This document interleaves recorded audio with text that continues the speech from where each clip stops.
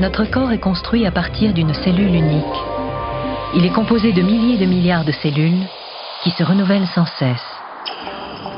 Ces cellules ne sont pas toutes pareilles, loin de là. Il en existe des centaines de sortes différentes en activité constante.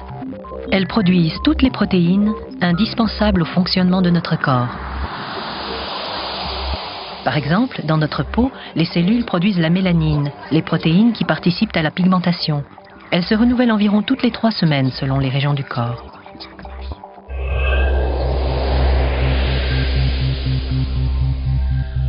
Dans nos muscles, les cellules fabriquent l'actine et la myosine, les protéines nécessaires à la contraction musculaire.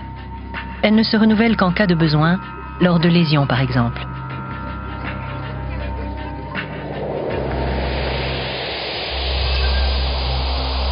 Dans notre squelette, les cellules se renouvellent en permanence et produisent le collagène, une protéine de la trame osseuse.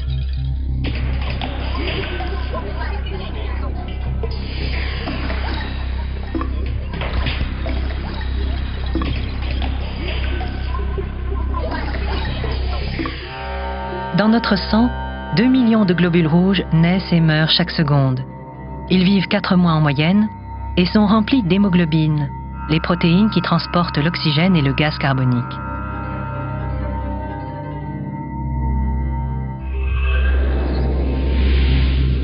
Et dans notre système nerveux, les cellules se renouvellent peu, mais leurs ramifications dans tout notre corps sont gainées d'un tissu cellulaire qui produit de la myéline, une protéine indispensable à la transmission de l'influx nerveux.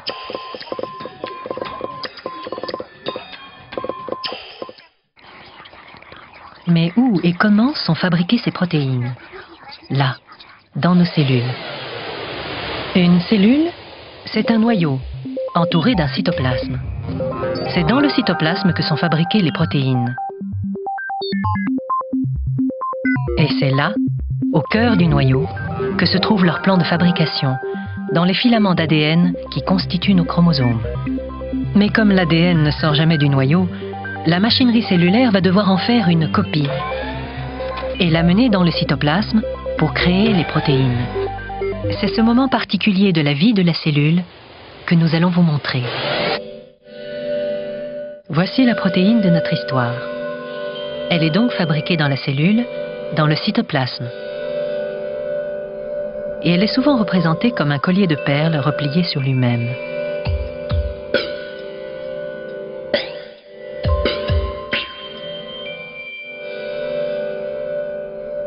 Mais en fait, une protéine, c'est une très grande molécule constituée d'une chaîne de molécules plus petites, les acides aminés.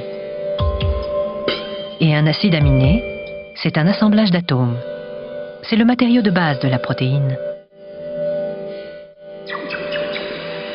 Il existe 20 acides aminés, tous différents. Et ce qui est extraordinaire, c'est que ce sont ces 20 acides aminés que l'on retrouve dans toutes les protéines de tous les êtres vivants. 20 formules de base. 20 seulement. Mais comment les assembler pour en faire des protéines? Selon le plan de fabrication qui se trouve là, vous vous en souvenez, disséminé dans nos filaments d'ADN au cœur du noyau de chacune de nos cellules. Allons voir de plus près. Cet étrange cordage qui se déroule sous nos yeux, c'est un infime fragment de filament d'ADN enroulé sur de grosses protéines de structure.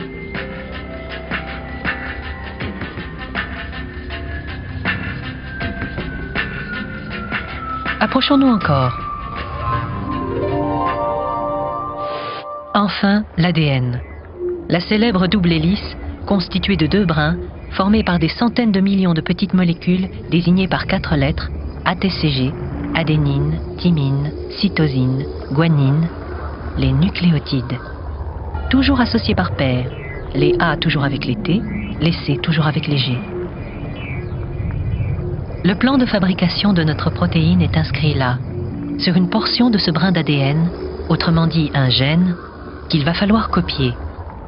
C'est le rôle de ces nucléotides qui flottent tout autour. Il faut commencer par séparer les deux brins. C'est cette grosse protéine, la polymérase, qui ouvre l'ADN.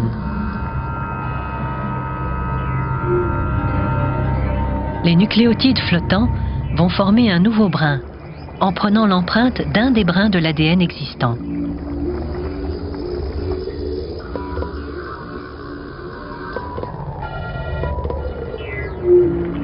Une copie se forme, là, sous vos yeux.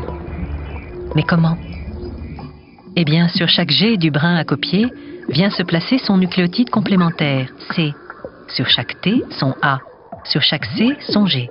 Seule différence, sur le nouveau brin qui se forme, le T de thymine est remplacé par un U pour uracile. Ainsi, par complémentarité, se crée un nouveau brin, c'est l'ARN messager.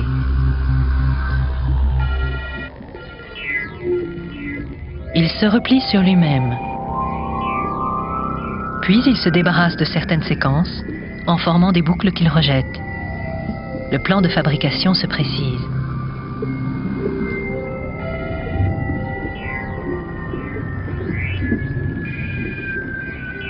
L'ARN messager quitte le noyau de la cellule. Il arrive dans le cytoplasme et là, il est attiré par un ribosome, un système de décodage. Des acides aminés, associés à des ARN de transfert, flottent tout autour. Ils vont venir lire l'information génétique sur l'ARN messager par groupe de 3 nucléotides.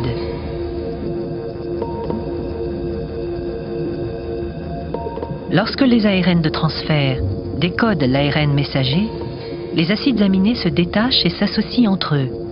Ils forment une chaîne qui sort du ribosome.